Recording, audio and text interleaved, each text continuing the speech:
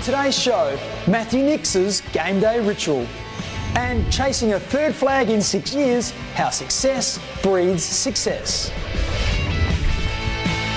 Hi everyone, I'm Mark Pickley and welcome to The Crows Show, brought to you by the new Pork Belly Deluxe Burger, only at Hungry Jack's. Also joining us, Belinda Sloane, who catches up with the brilliant debutante who could easily have been lost to the AFL. Only a few years ago, Josh Rachele was hoping to become a Socceroo. Crows fans can only be grateful that that didn't happen. Shortly, Biggs, we'll find out how his career changed. Thanks, Belinda. Today we're coming to you from the team's Adelaide Oval locker room, from where three youngsters made their club debut last Sunday. When Jordan Dawson received his Guernsey before the game, it marked the end of an 8-year football journey, from Sturt to Sydney and finally the Crows. Club recruiters had targeted him to help lead the team's resurgence, and already he slotted in perfectly. Geordie, welcome to the footy club. Enjoy your time at the footy club. It's a great family football club. It was a really special moment to get the Crows Guernsey. Obviously I've been waiting for that moment for a while, and to get the Guernsey from Roo was really special for me. All the best, Geordie. Have a great career. Him sort of being a bit of a mentor since I've come across, and obviously watching him play when I was younger, and yeah, hopefully I can do him and the supporters proud. Dawson gets another crack at it and loads up, and hallelujah, game on. There's definitely a few nerves floating around with the new team. Obviously you want to play well, and being out with a few injuries and pretty frustrating, but I think I'm better for the run, and obviously the second half I came into the game a lot more.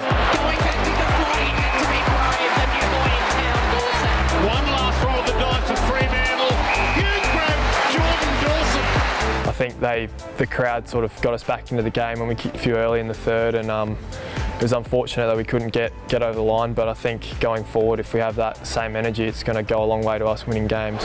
Dawson, back in familiar surrounds. Previously I've probably had a lot of personal goals, and I've found that that's kind of been to my detriment of my performance, and I think when I focus on the team and what the team needs of me, I play my best footy, so I'm just looking to get some wins on the board, and wherever my role is, however I can help the team, that's what I'm looking to do. Some fine players have shared Jordan's locker over the years. Let's hope his Crows career will be just as memorable. Now, as the AFL season gathers momentum, the AFLW competition is building towards the grand final. Adelaide has had another great season, securing a second straight minor premiership and aiming for a third flag in 6 years. It's been a great season. We've had a really challenging draw from the outset. We knew we were going to play nearly all of the best teams in the comp. We haven't had any easy games. They've all been really hard. But to come away with 9 wins and to finish on top of the ladder puts us in a really good place with regard to setting up the final series. So we did freshen them up a little bit last week, but this week probably won't be so much of a rest. We've got to get back to training at the intensity that we want to play at in a week's time. So we'll be ready to go. We'll have a good solid week on the track now. It's obviously a pretty unique situation with the game between Collingwood and Brisbane being postponed. We've been in limbo for a little while, but yeah, now that we've got something to work towards, clearly we've got an opponent in Fremantle and a date, so yeah, we basically just work back from there. They're one of the best defence in the comp, but the way their players can set up behind the football. Yeah, that was a great game. It was a really hot day over in Perth, and they were ahead of us at three-quarter time. We had a really good last quarter. Since then, they've got a number of significant inclusions. So Kiara Bowles didn't play that game. They've also got Janelle Cuthbertson, who's an All-Australian halfback, and Roxy Roux didn't play either. So 3 big inclusions for them. Clearly in that game, Erin and Chelsea didn't play for us. So there's some swings and roundabouts on that front. What will it be? I'd say it'll be just like the minor round game. I'd say it'll be, either way, either team could win it on the day. It's just a matter of which team shows up and plays their best footy. Stay with us after the break. Belinda Sloane with the young man who's stunned the AFL.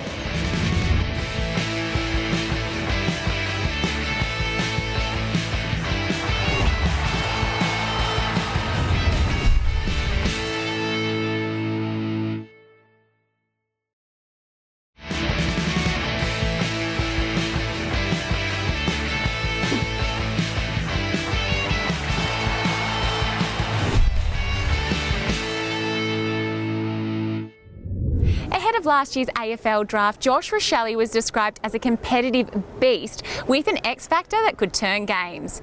But in his early teenage years, it was soccer that recognised his lightning speed and elite ball skills. Tell us a little bit about that time. Yeah, so I started off playing soccer like football at about 6-7 years old and continued that on, and actually got into the Melbourne City Youth Squad at about 13, and at 15 years old was offered a scholarship contract. At the end of that year was offered in the initial under-17 Australian squad. I was unfortunately cut from that, which is a bit disappointing and was probably the reason why I went back to footy. The Adelaide Crows have selected Joshua Rachele. Have you settled in to beautiful Adelaide? This is the perfect Adelaide day. I'm obviously not used to the beaches too much, coming from Victoria and a small country town in Shepparton, but yeah, I've settled in quite nicely. Obviously moving away from home at 16 to boarding school, so the transition was quite smooth. Living with a nice host family at the moment, and they've been very welcoming as well as everyone in the club, so I don't think I'll be going back home anytime soon. So a whole new team, who have you developed a nice strong bond with?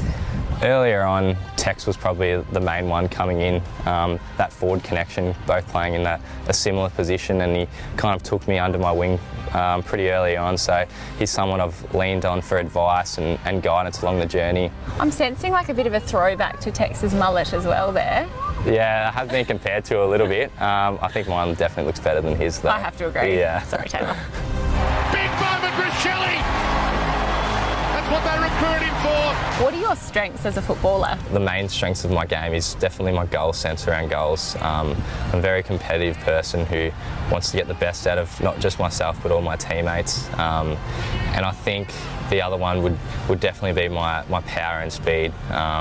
So I know they're my strengths, but there's still things I'd like to work on in the future as well. How do you think the team's going to go this year? The boys have had a very good pre-season so far. We've had Darren Burgess come across from Melbourne and Port Adelaide, so he's been great value and experience to the boys. But I know we're going to be very competitive this year, a very young group, so we're just looking to develop each week. I think the main thing is just being very competitive and going to try and win as many games as we can. What a way to introduce yourself to the AFL role. Thanks, Belinda. One of the more memorable debuts in the club's history, and fans have every right to be excited. Now, one of Josh's teammates, Mitch Hinge, came to the club as a lifelong Crows fan.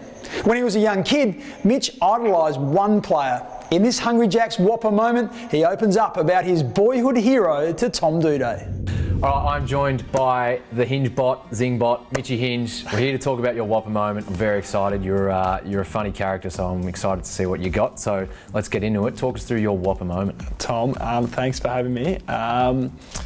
So I was a Crows fan as a youngster, all through my junior years. My favourite player, surprisingly, Trent Henschel. Trent Henschel. He was a goal kicker in the forward line, and I think I loved his hair. I think that's what it was. Yeah, that kind of drew me to him. Yep. And I remember, I think it was Andrew McLeod's 250th game, so already a big game. I would have been very, very young at the time. But I remember Trent Henschel kicked 8 goals against Essendon. The hair's just flowing, I loved it, and he's kicked 8, so that's my Whopper moment. So you're at the game, or you're at home? No, just at home watching it with the from family. Home. Yep. And were you sort of kid, full decked out, beanie or hat, scarf, everything, or were you just sort of a bit more low key, watch it with the family, and then you got excited because your boy was kicking goals? I was decked out, had the footy boots on, socks pulled up, really into it. Yep. Yeah, Guernsey on. Nothing's changed then? Nothing's You roll into the changed. games when you're not playing, from what I've heard. Yes. So, half-time breaks, quarter-time breaks, I'm out kicking the footy to myself. Yep. Yeah, it was a good day that day. I suppose now that the question that's going to be on everyone's lips, now that you've said that, now that you're a Crows man and you've been here for a little bit, have you met your idol? Have you met Trent Henschel? I actually haven't. You haven't? I haven't met him. I did know he did some work with Port in his time after his career, but I'm happy to. Now I'm here, and now I'm making my own memories. I'm happy for my career to kind of take over and make some memories of myself and be part of it. So yeah, if that doesn't unfold, it's all good. But, maybe someone we can organise that with a few of the boys, or maybe Belinda Sloane or some of the older guys that might have played or anything. Maybe. Well, maybe. I'm not sure how he'll sit with. Yeah, I feel like he'll be a little bit weird, but yeah, probably weirded out by it. But yeah, but as long as you get what you need out of it, which absolutely, is meeting your idol. Yeah, exactly. I love it, mate. You're probably best on so far. We've done a couple of them, and you're right up there. So thank you for joining us, Hingy. I hope you guys have enjoyed Hingy's Whopper moment, and all the best for the year, mate. Thank you, Tom. Every time you attend an Adelaide Crows home game, you could score a free Whopper from Hungry Jack's. Simply download the Hungry Jack's app for your chance to win. Now, I'm sure you've often wondered what really happens at halftime. Stay with us, you'll soon find out.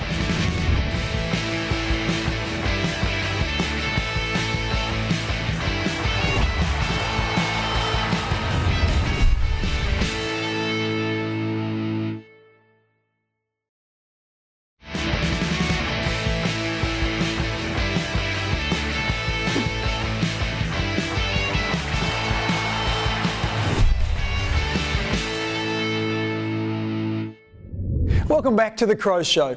A few steps from the locker room is the briefing room, where Matthew Nix speaks to the players away from prying eyes and ears.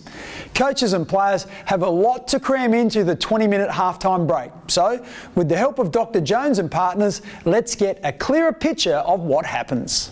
Lead by 25 points and the main change. At half-time, as coaches, we make our way from the box, across the oval, down into the rooms. And when we first go into the rooms, we're more than likely going to catch up as coaches and make sure we're all aligned with one or two key messages that we can then bring the players together as a group and give them some real clarity around what we need to focus on, what we might have been doing really well in that first half. And often we might show one or two clips that really depict what that first half was about. Half-time is a really important one from a physical point of view. We've obviously played a half of football, so players come in, get some hydration, get some food, and the first 5 or 6 minutes are just sort of spent physically resetting. Then we'll break off into our lines. So, for example, I'll grab the midfield group, a couple of focus areas based on what they've done well in that first half. From a food and drink point of view, that's really individual on the player. They all sort of have individual plans that they follow. We saw in round one it was really hot, so we had to make sure that the players got a lot of fluid in there and a lot of cold fluid to make sure that sort of cools that core temperature down. The most important thing from a coaching point of view is that we give them a clear message or directive. Often we think we have to give them a lot of information, but players, even going back to playing days, you would take in 1, maybe 2 key points. So keeping it really short and sharp for them so that they can go out and execute what we need. From a high performance point of view, the absolute most important thing is twofold. It is a recovery time to make sure that we use that time really well. It is a long game. It's 2 hours plus. So to make sure that the players rehydrate and refuel. But then again, they've got to go out and perform in the third quarter and the fourth quarter. So it's then about using that recovery time and then making sure that we're physically preparing them as best as we can, making sure that they're ready to go from the moment the first bounce starts. Here we go. We roll into this second half. The halftime break was never long enough for me. This year, Adelaide is the only AFL club to have its own shows on TV and radio. So make sure you tune into the Crows radio show tomorrow morning and every Sunday morning at 9 a.m. on Triple M with Sauce and Tomo. This year, the Adelaide Crows are asking you to silence the siren. Head to ticketek.com.au to secure your seats and cheer the team as loud as you can. Most people have fond memories of playing at their local footy club, and that's certainly the case for AFL players. Today, we're catching up with Ned McHenry to find out how his grassroots community nurtured his love of the game, all thanks to Toyota.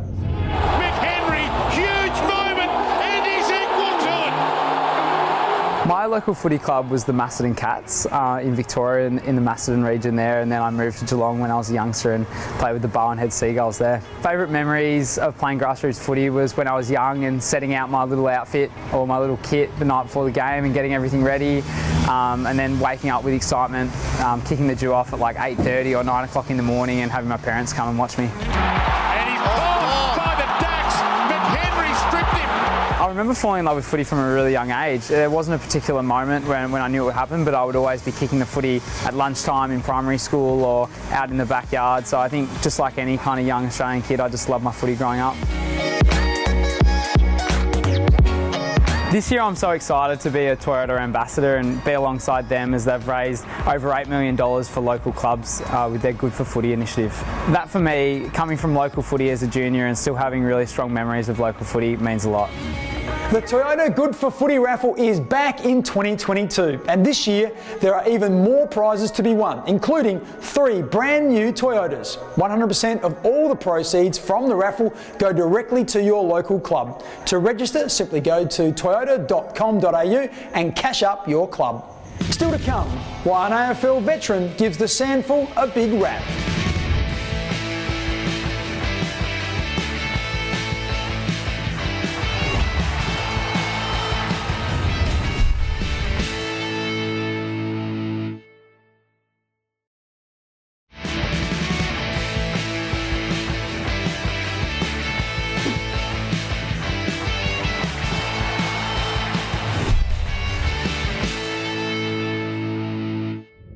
The Rawlings name features prominently in the history of 3 AFL clubs, with Jade and his brother Brady racking up nearly 400 games between them.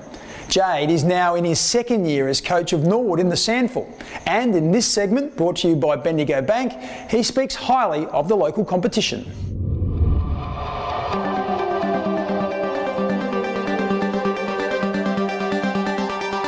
It's a competition I've always really respected, and to be frank, I wasn't probably on my agenda to be over here for where I was 18 months ago. I lost my job in the AFL, which wasn't ideal, but James Fantasia and I have a pre-existing relationship, and expressed a level of interest of would I be interested in being involved. And as soon as I spoke with the family about not ideal having to move away because I've got family in Tassie and in Melbourne, we thought it was an opportunity that was too good to not pursue, and I don't regret it one bit. Really strong foundation club, a lot of history, but the competition is genuine. That's what I like about it. It's fair, it's passionate, it's well supported by supporters and the media, so it's been a really enjoyable experience. Clearly the 2nd best comp in the country for me. I've coached at the VFL a couple of times, so I feel reasonably well qualified to make that judgment. It does allow young people to come through and be able to perform, but it's a really strong, mature age comp.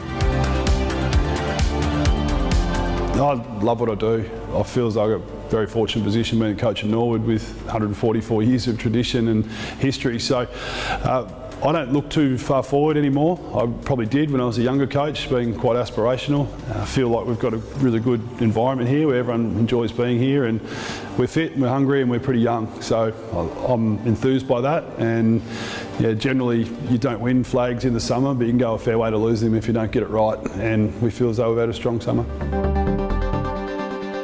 Jade Rawlings was Damien Hardwick's predecessor at Richmond. Now, in 2022, we're again looking for a crow in the crowd each week, but we're doing it differently. So when you take a photo of yourself or a friend at one of our games and post it to your social media account, make sure you use the hashtag WeFlyers1. This week's winner is you. Please email faceinthecrowd@afc.com.au with photo ID to claim your prize of a double pass to Toyota's Hilux Hill at Adelaide Oval. With the help of Flight Centre, Matthew Nix is again giving his time to answer fans' questions. And they're coming from all over the world. Today, for example, Alan Page, who's in the UK, wants to know how long is Nix's day on game day?